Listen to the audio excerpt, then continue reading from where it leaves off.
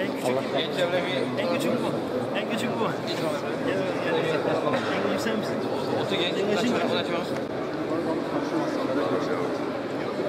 Evet, Allah'a hamdolsun. Bugün Allah'ın misafirlerinin, Allah evinin misafirleri bugün küçük yavrularımız.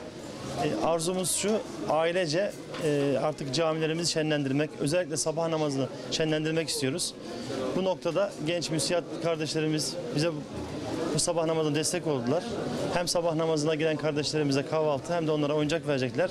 Bu amaç şu, genç yaşta geç kalmadan camiyle bulaşabilmek, camiyle haşır neşir olabilmek, caminin misafiri olabilmek.